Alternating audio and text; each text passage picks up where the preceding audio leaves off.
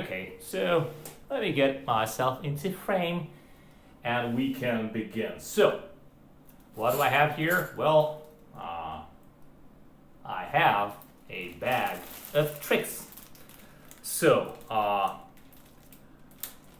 as I will touch upon in future videos, I'm on this crazy journey of mine to become this, great referee, whatever, in arm wrestling, and I'm already like a junior referee on national level, but I'm trying to get like really, like a first super formal certification from WAF for a national level, and who knows, hope to go even bigger from that point on. But one of the things about being a referee is that there's a lot of requisites that you have to have, which unfortunately it's all on you. So in this case, apart from like uniform or whatever that has to be the official one, whatever, and a lot of restrictions on the pants, the type of shoes, etc., having to tuck in your shirt in your pants, etc.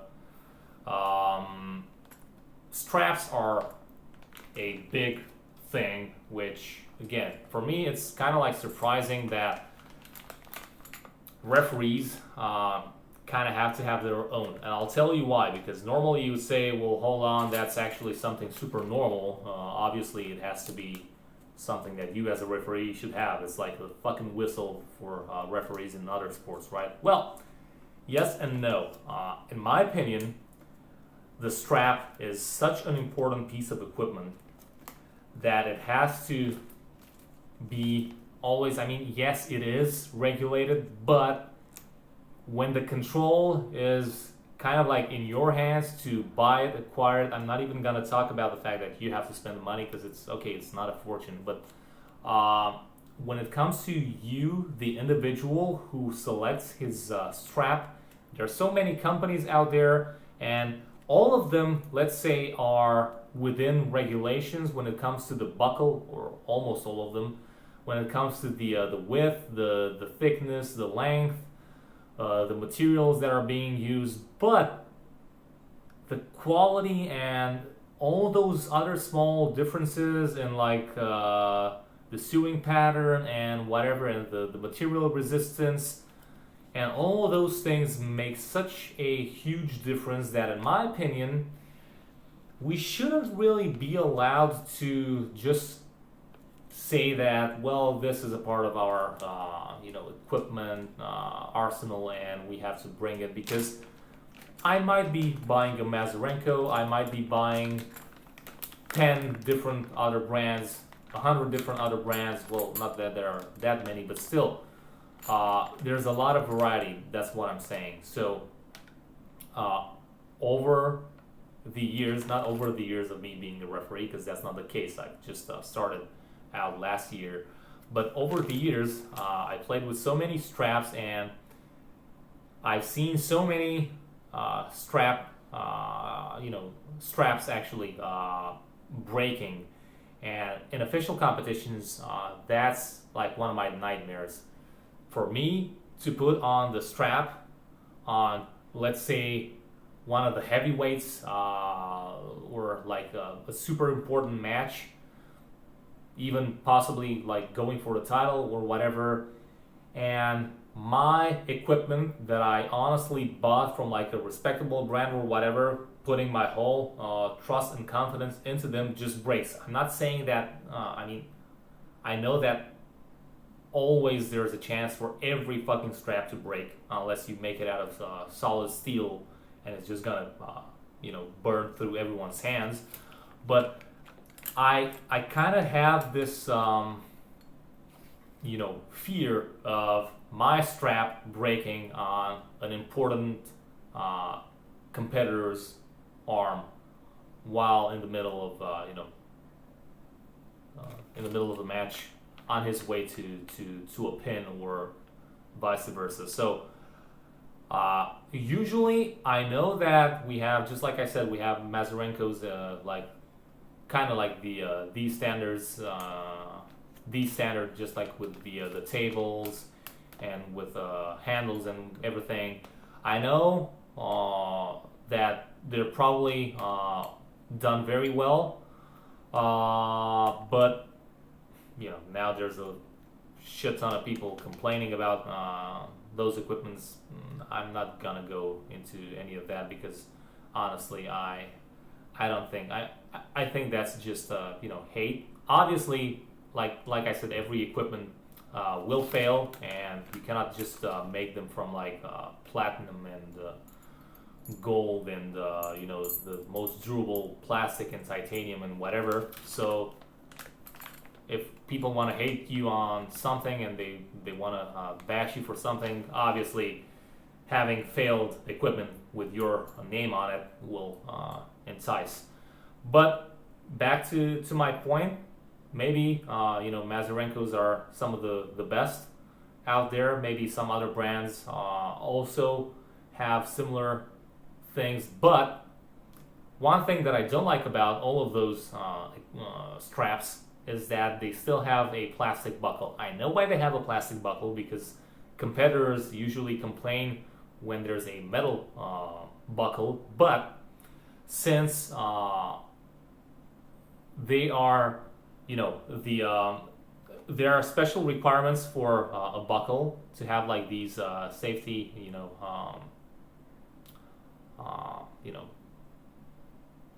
patterns, whatever. I'm a bit lost for words. Kind of have a bit of a brain fog thing going on here. There are certain aspects of the buckle that needs to be, let's say, regulated, and other than this, the material itself is accepted also as being metal. So metal buckles are not something that there were a lot of rumors saying that metal buckles are officially not allowed, whatever. No, it's not the case. They are really officially allowed. Read the rule book. They're allowed. That's not a problem. So because I want to avoid plastic buckles just snapping in half in the middle of a match. Again, not saying that these cannot snap, although it's very hard to snap these, but also other things, other parts of the strap can break. Whether it's the webbing, whether it's the sewing, which is the most prone now that we're strengthening this by bringing it up to metal. So, not saying I can completely eliminate those things, but I want to have a bit more control. That's why I bought myself webbing, 2 different colors at this point, and I'll be buying a lot more because I also want to build plastic straps for myself, just in case there are going to be competitors who will be complaining. I don't want to spend useless time in the competition trying to explain to them that this is allowed, whatever. I want to avoid such meaningless confrontations if I can avoid them by just having a plastic. A strap with a plastic buckle. So what I'm gonna do now is I bought, these 2. I kind of like this, neon green, whatever, and this is just like some classic black, 1 inch width, just as per requirements. So I bought these metal buckles.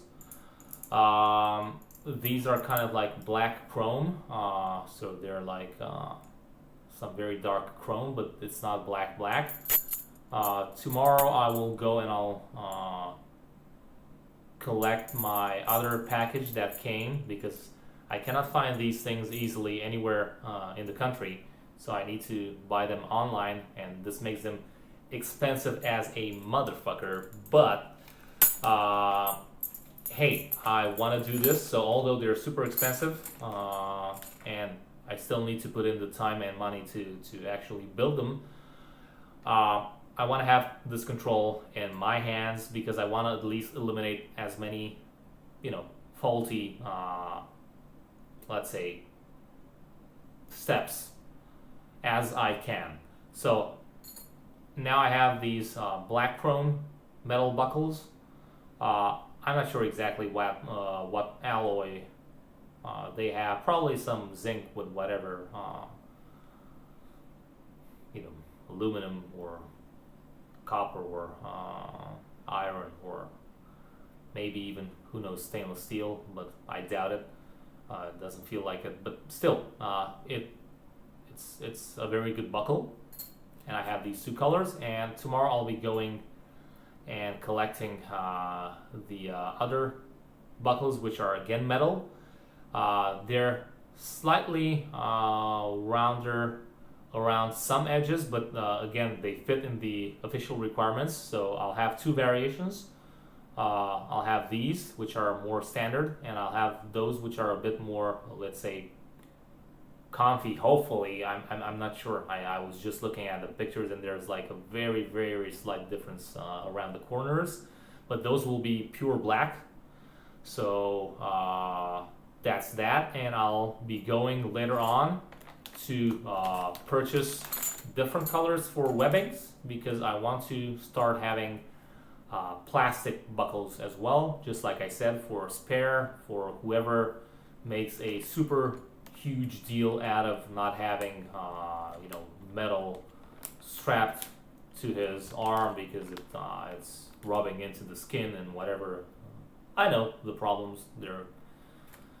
They can scratch you up pretty badly sometimes, especially if the strap is not correctly applied, and they can bite quite a bit of your meat going into the match, and it's very unpleasant because it actually affects the way you pull, and it's pain on top of what you're trying to do, so it can actually alter the results of the match if it becomes too severe. So yeah, just wanted to let you know some of my thoughts on the regular straps, how for me they're gonna still be there. I'm not gonna eliminate them from my official equipment, let's say, but I want to make them like sort of plan B. So I'm trying to go with plan A, or at least, for normal competitors, I can probably go plan A with the plastic ones. But like the monster heavyweights and the guys that I know have a huge chance of breaking the plastic strap, I don't want to have to annoy them by having failed matches with the strap getting broken. I'd much rather have them slightly annoyed by the news that they have metal buckles, and I'm sure that those guys will probably not be annoyed because they'll appreciate the fact that it's something that will hopefully prevent the buckle from snapping into gazillion pieces once they start applying those mega newtons of force into the strap, right? So yeah, just in case you're wondering why I said newtons, it means you're heavily uneducated. Heavily. I'm just kidding. Yeah, just like cracking a joke or two before I end my endless. I'm not too bright myself. Rant with this discussion going nowhere at this point. So till next time, let me know in the comment section below whether you personally prefer metal or plastic, whether you think that what I'm trying to do is like a good idea, if you would hate it, if I'll be the referee at your match bringing in these things, would you punch me in the face for this, or would you say thank you, I appreciate it, or would you be like, nah, I don't care? I'm really interested to know in what you guys think about plastic versus metal, and all sorts of discussions that can go